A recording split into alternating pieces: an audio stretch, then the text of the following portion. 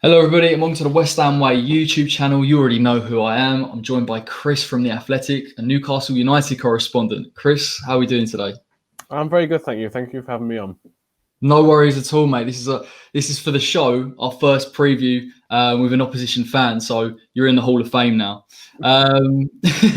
So Saturday is a big game for both of us, really. Are you excited for it with the new transfer signs?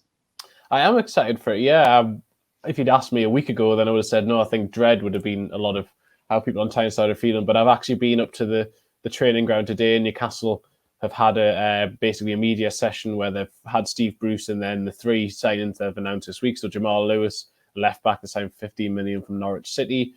Callum Wilson, who they signed for £20 million, striker from Bournemouth, and then also Ryan Fraser, who had been previously at Bournemouth but was a free transfer. So those three players, all of them were very impressive today. And really, what's excited Newcastle fans is that those three players don't just come in and they're not squad players, that they will improve the first 11 for them. They're very much our first 11 players that they've signed. And in Callum Wilson, it's very much a change in, we've never really seen this under Mike Ashley's ownership before, that they would spend £20 million on a centre forward who's 28 years old and has Premier League experience. That's not something that has come before. And so really Newcastle fans, I feel, for once, the issue they had, the club have actually gone out and tried to address with someone who in theory is as much of a, this will solve the problem here and now, rather than someone for the future.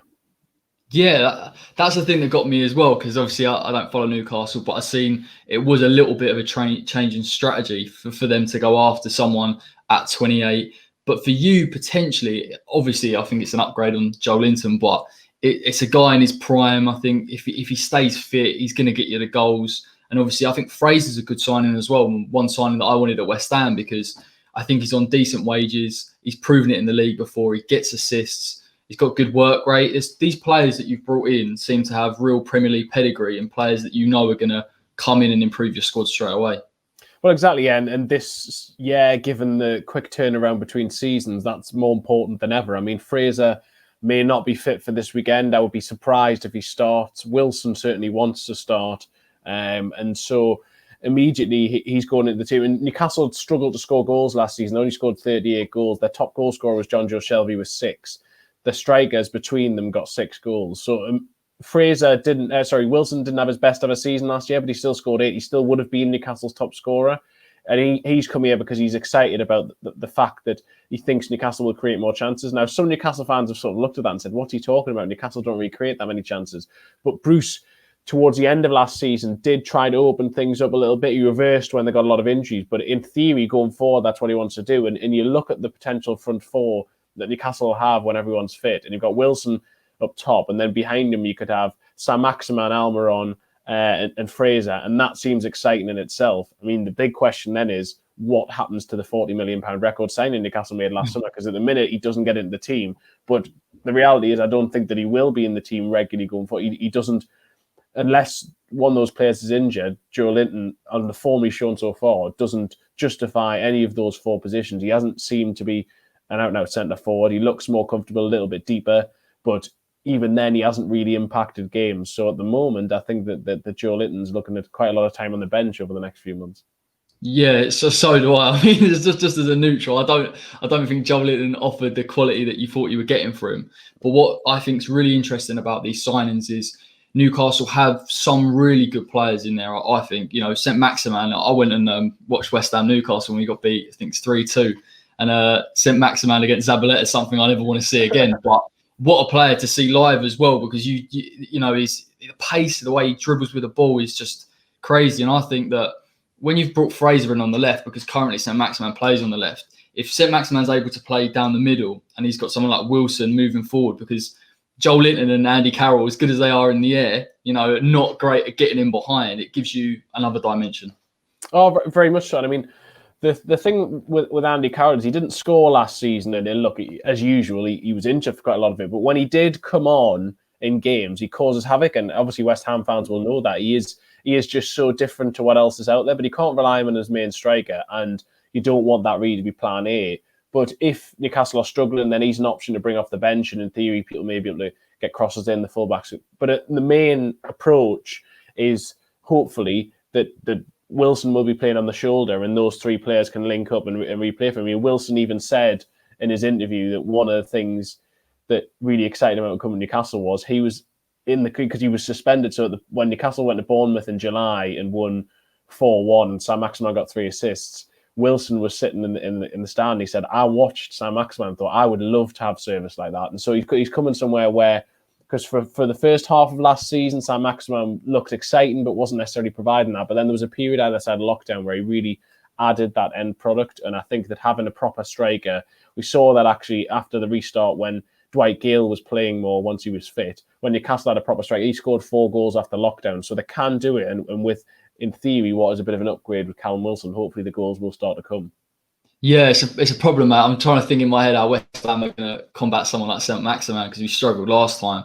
I think if we play, I mean, unfortunately for us, Souček, I don't think it's going to start because he's come back from international duty. I think Rice will come back in if he's got no injuries from England. So I think we'll probably sit quite deep against him, try not to push too far forward. But with our fullbacks, particularly Fredericks, when he plays, he loves to push up on that right-hand side. And if St. Maximin's coming off the left, if Fraser's injured, it's going to be that constant issue for us because he's just relentless at points. Oh, yes. I mean, you mentioned that West Ham game last year. I mean, what was incredible about that game was that Newcastle actually should have been about 5 or 6-0 up at half time. The Sam Maximin and Almiron were deadly until they got in the final third, and the two of them just couldn't score. I mean, I think Sam Maximin hit the post, Almiron had a couple of shots saved, but the two of them just kept getting in behind. As you say, Sam Maximin and Zabaleta was just a complete mismatch. But that was really the counter-attacking performance that the two of them can do. And that was about an out-and-out pace. It wasn't really about Sam Maximin having to beat anyone at that point. But what he did after the restart was he started to then, when he was taking on his man, he would get past his man and get the byline and get it in. That Bournemouth game was a prime example of that. There was a Sheffield United game where Newcastle won 3-0 at home where it was exactly the same. Newcastle won 1-0 at Southampton. It was down to Sam Maximin capitalising on a mistake that was made. So he is influential. He's someone the fans really like, and I think a lot of them feared that he may not still be here this season, but Newcastle have managed to keep him, and he will be the focal point of their attack still. Only now he's hopefully got even better attacking players around him to help him out as well. Yeah, I think that was the thing. I think obviously when Steve Bruce come into Newcastle, we knew he was going to be, defensively quite organised, and maybe he would add a little. I mean, he had that under Benitez anyway, so it wasn't like a massive change in style, but I think now you're adding attacking qualities in there that you need for the counter. It's a bit like us as well. For us to really progress and get the goals, we need someone really quick in behind. That's why Antonio is so good, because he's able to hold the ball up and he can do both. So, I mean, from a West Ham fan's point of view, we need Antonio really against you lot to kind of run in behind, sort of pull out of positions. And some of our attacking players like Fornals being supportive. Obviously, it would have been great if we'd had Grady D and Garner, because I think he would have had a good game. But it is what it is, mate. This transfer window for us has been dire. Yeah, well, I have to be honest. It's with Chad actually before I was on. This is a very strange situation for someone covering Newcastle to be coming on, because I'm talking in a positive sense, and I even mean that in this window, because until last week, this had been the last 6 weeks from a Newcastle United point of view being very negative. The prospective takeover was withdrawn. So fans who thought Mike Ashley was going to be going had to put up with them. They didn't see where these transfers would come from. They thought it would revert to type. Usually Newcastle are very slow to get anything done. They don't get their main business done before the start of the season. And as I said earlier, they don't sign players like Callum Wilson, who are 28 years of age, for £20 million. So Newcastle fans know exactly what West Ham fans are going through. And I'm sorry that that's the situation West Ham. I hope things start to change. But for Newcastle, there is... Last week, there was apathy going into the new season. There was no real enthusiasm for it. And yet, all of a sudden, and it's the transformative effect transfers can have, that in the last 48 hours, at least the mood in the short term has changed significantly. And now people aren't dreading it quite as much as maybe they were. And look, Newcastle fans aren't happy with the entire situation around the club, but at least now there's a few players who've come in and I think, yeah, they will improve us. They are a bit exciting. Yeah, that's a frustrating thing for me, mate, is where I'm seeing a lot of clubs that were in and around us last season, albeit Newcastle weren't really pulled in, but teams that I would look at as being similar positions are strengthening. And it's so frustrating when you're seeing genuinely good quality players moving these. Even I think with Sheffield United as well, some of their signings have been really astute, like Ampadu from Chelsea. players that you wouldn't necessarily aren't big signings, but are the right signings. And I think for us, we're crying out for a fullback. And I know how Newcastle will play. I think Murphy's played pre-season. He's looked quite lively. He's got a bit of pace about him. That could trouble us as well. So I'm quite cautious coming into this game. I hope we play with Ben Johnson, who's a little bit more defensively solid, and just try and keep it tight and compact, because it's going to be. I don't think it'll be the same game that we saw when we went up to St James's Park, the Project Restart. Yeah, no, I think it'd be quite different to then as well. I mean, by that stage, Newcastle were safe. The injuries were starting to take their toll. It was a bit of a strange game on that occasion. I also don't expect it to be the same as the one that was at the London Stadium last year, because I don't think that Moyes will play as high a line as I think it was Pellegrini still then, wasn't it? Yeah, better not do.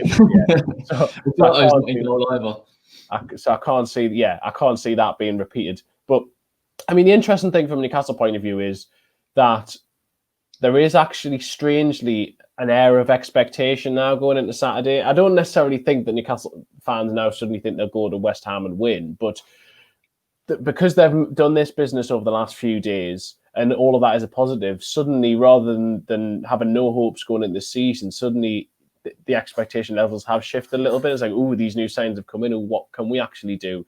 Jamal Lewis, Liverpool wanted him. Callum Wilson, Premier League forward, scored 41 goals over the last few seasons. Ryan Fraser, a lot of clubs wanted him. And so there is a sort of strange sense in that now all of a sudden, rather than there just being no real enthusiasm going to Saturday, now suddenly Newcastle fans are thinking, oh, what can they go and do? And we'll go to West Ham. And I have to be honest, I don't know how Newcastle are going to play, A, because new players have come in, but B, we haven't seen them in pre-season. All of their friendlies have been at training grounds, or the last week was at St James's Park, but the media couldn't get in. Never mind, obviously fans can't at the minute, but the media couldn't get in. So we haven't seen how Bruce has changed it, because as I said earlier, he played 5-3-2 for a lot of last season, or 5-4-1 for a lot of last season. Then he switched to 4-2-3-1 either side of lockdown, but then injuries forced him back to the alternative formation. Now, when he first came in last summer, what he wanted to do was play with a 3-man midfield and 5 at the back. And he's brought in Jeff Hendrick this summer. Again, I think he's a good free transfer. He's not the most exciting player ever, but he's a Premier League experienced player. Is Jeff Hendrick going to slot into a 3-man midfield? Will the formation shift in that way? I'm not exactly sure how Newcastle will line up this weekend. I think it'll be a 4-2-3-1, but I have to be honest, that's just partly guessing, because we haven't seen enough of them know. Yeah, it's a tricky one, mate. I mean, you've got pace to hurt teams. You could see a 4-3-3, like you say, a 3-man midfield, and maybe he will go attacking up front. Maybe the idea of having Wilson changes it. I think we'll go 4-2-3-1, to be honest. Or maybe 4-3-3. I can see us having Noble and Rice sitting, Fornals playing the 10. Maybe we'll see Allaire start. I think West Ham fans get frustrated with Allaire a little bit, but equally we understand that we don't play to his strengths. He's such an enigma for us. We want him to score the goals, but if you isolate him and treat him as a target man like an Andy Carroll, it just doesn't work for him. He's not that type of player. So I'll be interested to see who we start with on Saturday, albeit we've only got 2 options up front. So, well, I mean, and that's what I'll be interested in. I would, as I say, I expect Wilson will start. I think that also at left back that Jamal Lewis will come straight in, because Paul Dummett is still not 100% fit.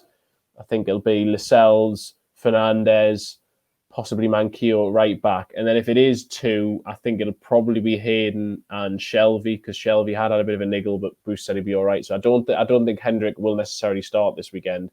And then probably Wilson up top, and then behind him, Almira on number 10, Saint-Maximin on the left, and then maybe Matt Ritchie on the right, or possibly Jacob Murphy. Jacob Murphy's done all right, so but he could end up going out on loan again. So I'm not sure on that right side of position, and whether instead he might go for an extra midfielder, or whether it will be Matt Ritchie who'll get the nod there. I want to know, as an opposition fan, when you look at West Ham, particularly either in pre-season or last season, where do you think our key weaknesses lie? I mean, well, I suppose it's difficult for me to be too analytical, because I've seen a fair bit of West Ham, but the 2 main games obviously were the Newcastle ones, and then it was, I mean, defensively on both occasions I thought that the West Ham really struggled. Obviously pace in the first game down in London, but then in the other one, just sort of strange defensive lapses. I mean, the goals Newcastle scored just came from West Ham seemingly switching off. I mean, I think the second one came just a few seconds after they scored. And so I think that I imagine Moyes will have worked a lot on that. I know there hasn't been a long preseason, but I imagine he has been working on that. But that's something I think, given the pace the Newcastle players have, given the speed of reaction that they can have, if West Ham aren't fully up to speed psychologically as much as anything on Saturday, I think that could be something Newcastle can capitalise on. If there is a sort of heavy touch or something like that, then if Saint-Maximin can get on the end of that, Almiron can capitalise,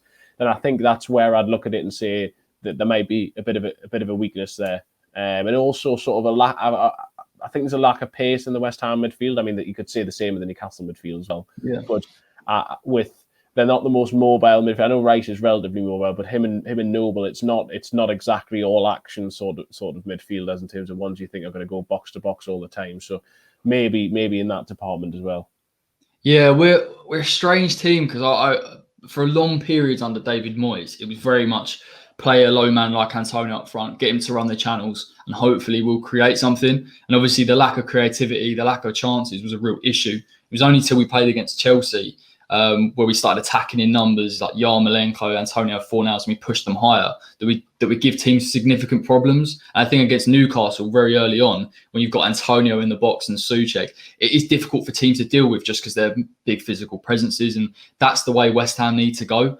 But I have to agree, I think we need a bit more pace on the counter. I think we've got players that can hurt teams. A lot of West Ham fans will say that Fornals has probably got the most potential as a playmaker, as a number 10. He's brilliant pass and he's got great vision, but he's not the quickest. He's not going to hurt you, say, like a Saint-Maximin will, and he can be creative in that sense. So I think for us to win on Saturday, we're going to have to, from set pieces, we're going to have to be really strong. They're going to have to be real quality for us to get a goal and keep it tight at the back as well. Yeah, I mean, and that's.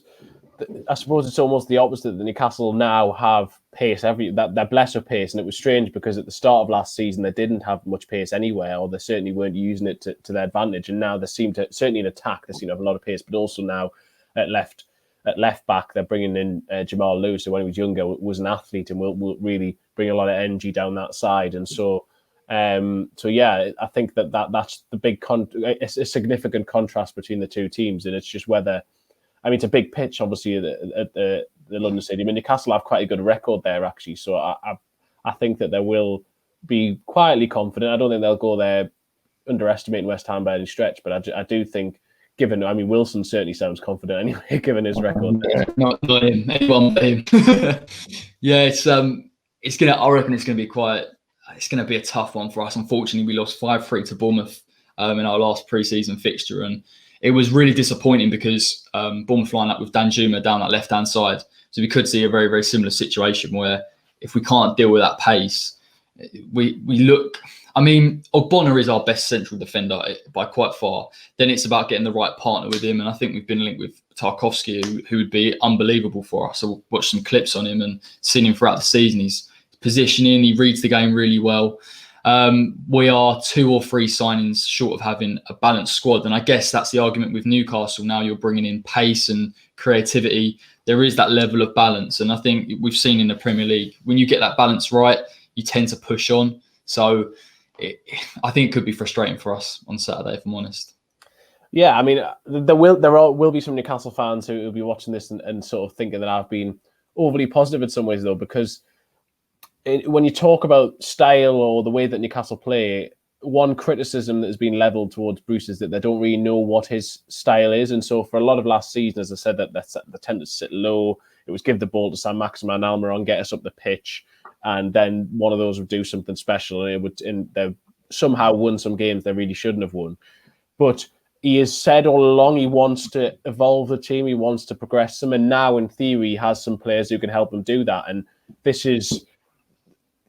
As much as it's been a positive week for Steve Bruce, I think he's come out of it well, given that he's managed to however he's managed to do it. He's managed to get Mike Ashley to sign these players. He's shown he isn't the puppet that some people allege that he was. But now he has these players. How is he going to use them? How are Newcastle going to play? Are they going to be the front foot football team that Lee Charnley, the managing director, said they were going to be last year when they brought in Steve Bruce. He has, in theory, those players. Saturday, it'll be difficult to judge because look, these players have only arrived this week, but over the coming few weeks, now the pressure does go on to Bruce. For the last year, it's been almost a one of can you get acceptance, whereas now these are your players. You've signed these players. Can you get the most out of them? Can you make them function? Because in theory, we know that these players are Premier League quality. So now it's about making sure that they are going to hurt opposition Premier League teams.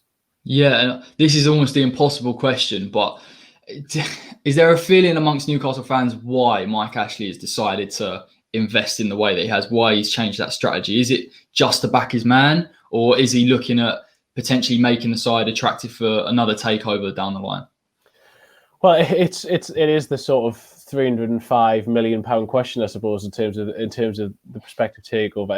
It's difficult to read Ashley. He's unpredictable. He does things on a whim sometimes, but Bruce has managed to do what no manager has ever done before and get him to sign Wilson. So there's a few theories going around. I mean, one of them is that he simply doesn't care anymore. I think that we saw today that probably isn't true because he's turned up at the training ground to see the new signings like he did last year with Joe Linton. He gets excited sometimes, and so he's flown up in his helicopter today to see the new signings. But then other sort of theories are, well, there isn't going to be a takeover, and he doesn't think there's going to be a takeover in the short term, and so he's decided that he needs to protect his asset because if he wants to get money for it in the future, then Newcastle need to be a Premier League team. So that's one theory. Another theory would be that, well, maybe a takeover will happen in the not too distant future, and so I don't really care that much anymore about the sort of financial elements of it. It's the club's money. He's not put money into it. It's the club finances that are already there. Go and spend on what you want because my blueprint, it doesn't matter. I'm not going to be here.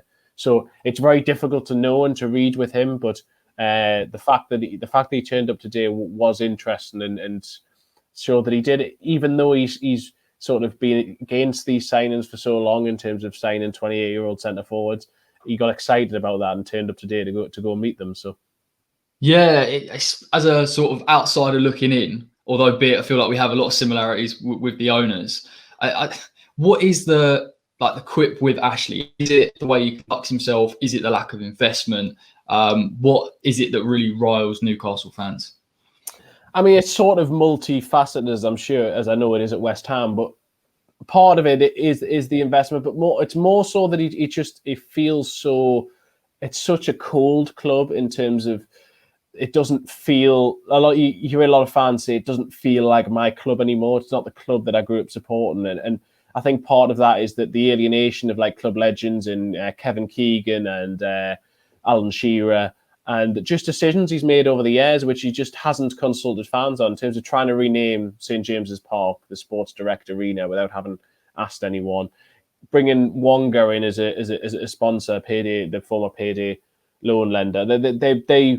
That annoyed Newcastle fans. Is sort of that brings down their reputation and just everything now. Putting Sports Direct all the way across St. James's Park. I think there's 130 odd Sports Direct advertising hoardings around St. James's Park. All these sort of things. So it's sort of that little, almost like the feel that Ashley sort of sticking his fingers up at them and, to some extent, and that once it sort of fell apart, which was about a year into his reign, and we were into the 14th year of his reign now. Once it fell apart, then he just seemed to show no real willingness or want to try and reconnect with Newcastle fans. And so I think that's it more than anything, that they just feel that he isn't, that it isn't their club, and that he's turned it into something which isn't their club. It's just like a marketing tool for his company, and he doesn't really care. He doesn't have that warmth about it. He's quite happy to alienate club legend because he wants to do things his own way. Yeah, there's definite similarities with us. You know, obviously, me growing up, it's West Ham's definitely not the club that it was, mostly because of Upton Park. And obviously, this gets bounded around a lot by saying, how can just a stadium define a club? But you'll know St. James's Park, if you were to move from there, you're not the same club. You lose a little bit. Probably very similar in terms of that marketing strategy, that level of coldness. I mean, you know, even us rebranding to an extent with West Ham United London, it feels wrong. It's not what we are. They're trying to move us to Stratford, so we're this kind of global club. And then you've got the other element of it, which is the poor investment and poor decision making. You know, particularly in this window, I think they were pleading poverty a bit by saying, obviously, COVID-19, we can't spend any money. And I think they were kind of hoping that other clubs wouldn't spend any money. And it's gone almost the other way. Watkins has signed for Villa today. You've signed your players. Sheffield United, even though they're not massive signings, are still signings. And we're the only club in the Premier League to have not signed anyone. And I think amongst West Ham fans, we feel that this might be that season we go down. And obviously, we're not sure whether they're going to invest the money to get us back up, because they're just like that. They just do these sort of strange decisions. They spend £100 million with Pellegrini and then remove 4 senior strikers the following season and say, well, we gave you the money. None of the decisions match up, really. Yeah, and that's been there are so many similarities with the sort of Mike Ashley way. You can never tell what he's going to do, and it's arbitrary in his decision making. And part of the issue that Mike Ashley's had all the way through, and don't get me wrong, a lot of the decisions he made, regardless of the fact if he'd communicated with him, that would have been controversial. But he also makes things worse because the communication is so bad. So, like, for example, when they renamed St. James's Park at Sports Direct Arena temporarily, which thankfully nobody listened to and was quickly dropped. But they didn't come out and really explain that and say, look, the reason we're doing this is we think that if we can get a sponsorship, we can maybe get X number of million a year, which we'll put directly on the transfers. That's exactly how we're going to use this. And he doesn't come out. There's no explanation there. And so, I mean, as I say, most Newcastle fans still would have agreed with it, but at least instead he just does things. Things just happen, and it just annoys supporters. And this vision that he's got, this overarching vision that he's had through most of his time, which is to sign players under the age of 25 with selling potential, the majority haven't come from the continent. There's nothing. I haven't got an issue with that as an overarching policy, if it is just that, an overarching policy, but it becomes so stringent at times that you're signing players who, in theory, have a lot of potential, but they don't have the experienced players around them to be able to fulfill that potential. They're not ready in that moment to be the Premier League ready players that Newcastle need if they're going to certainly avoid relegation, but hopefully push a little bit higher, as Newcastle fans would like. And so they've been caught out and they've got relegated, and that's happened twice under Mike Ashley. There's been several relegations. I mean, just about every season for the last decade, bar 2011-12, has been bottom half of the Premier League, scrapping down, or even in the Championship, obviously. So, yeah, I can see a lot of similarities there about when I just make decisions which just annoy fans and just alienate them. Yeah, like it's so weird, isn't it, when you see sort of clubs implement these policies, young players. And I think we suggested it, or Moy suggested it, when he first came in and said we'd like to do a red ball model. And obviously, we haven't done that at all, really, if we're honest. We've actually sold some of our young players. So it's all well and good saying these things, like you say, but the practicality of that, how it actually works on the playing side, it's kind of the key thing. And you've probably watched it, but the All or Nothing documentary with Tottenham. I think I'm on the 5th episode now, and they signed Bergwijn. And it was so interesting to see their recruitment, saying he's got a good family, he's got good personality. And I looked at it and was like, if only we had that. If we had someone who was looking at it in that amount of depth.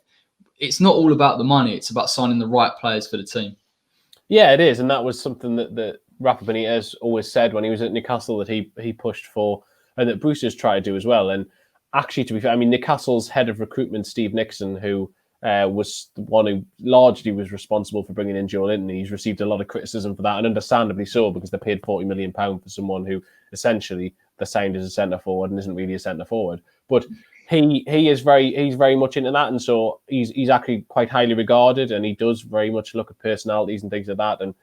But for a while before that, it was more Newcastle signed a lot of players who Alan Pardew referred to a lot of them as rascals, where essentially they were signing players who were good, but there was a reason why they weren't staying at their clubs. And so the likes of Hatem Ben Arfa, the likes of Moussa Sissoko, these players who were very good, but at the time there was a reason why they weren't staying at their clubs. And some of those worked out, some of them didn't. And eventually it got to the point where the club, Newcastle, got a bit of a head start in France in terms of getting that market. Yeah. But then other clubs joined them, and other clubs were willing to pay a bit more money, and then Newcastle was still paying the same money and getting a lesser quality of player, and yet still sticking with the same model. And eventually that led to them getting relegated. And so yeah, it's you can have these models, but it's about A, as you say, actually implementing them in practice, and B, having the flexibility to go beyond them if you need that to work, because it can't just be a stringent policy that just won't work.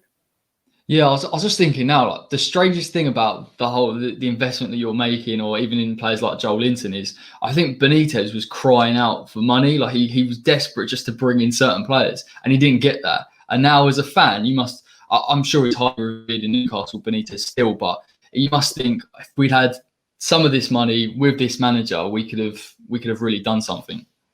Yeah, that's how a lot of Newcastle fans do feel, and they've felt that for a long while. I mean, you rewind 2 summers ago, and Rafa Benitez wanted to sign Salomon Rondon. He wanted to sign him permanently for 16.5 million. He was the same age then as Wilson is now. Newcastle refused. That ended up agreeing to a bespoke loan swap with West Brom, which saw Dwight Gale in a pay rise, not just for that season, but for the remainder of his Newcastle contract, which runs until next summer.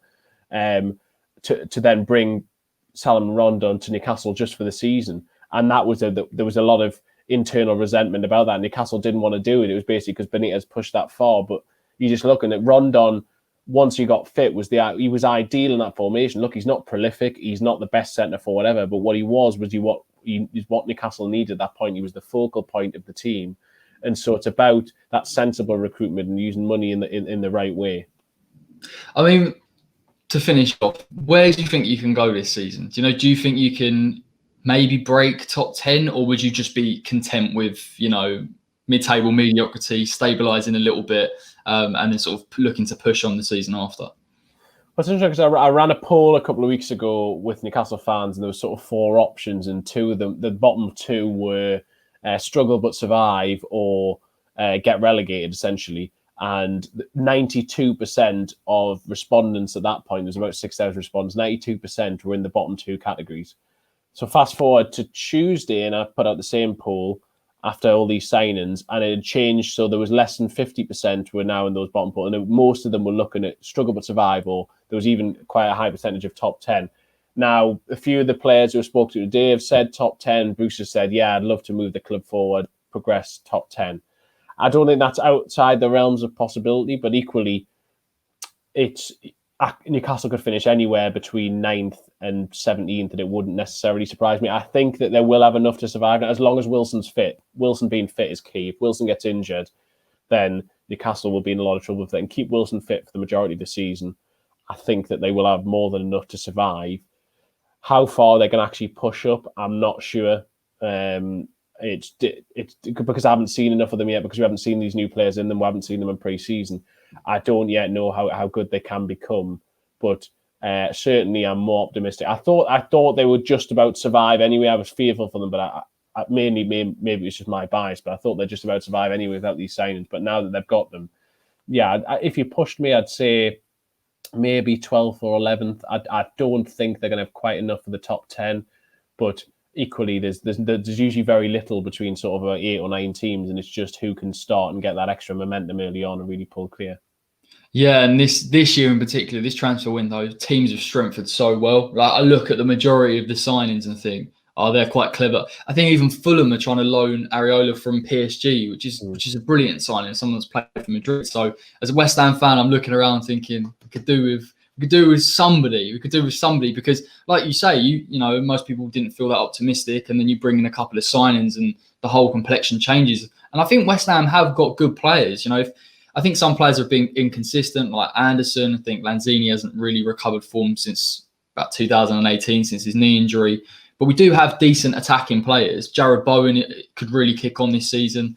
I just think if we keep seeing the same issues over and over again, and you need to remedy them if they're constantly causing you problems. And I just think West Ham need to bring 2 or 3 in by the end of the window. And like I always say, I think Antonio is a hamstring away from getting injured again, and it's just so frustrating because he is so pivotal. So I hope we stay up. Let's just stay up this season, keep hold of Declan Rice, which is huge if we can. I think Chelsea might be looking elsewhere now, so fingers crossed.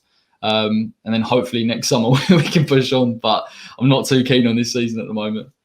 No, I can understand from it as an outsider looking in. I can entirely understand why you'd be feeling that way. And as I say, unfortunately, Newcastle are quite used to that, and this has been the rarity of a nice few days. Not necessarily a nice window, because most of it has been exasperating as usual, given the takeover and everything. But yeah, it's It's funny how signings can change things, though. I mean, I'm not saying that West Ham necessarily will go out and sign a couple of decent players in the next couple of weeks. I'd like, from your point of view, for them to.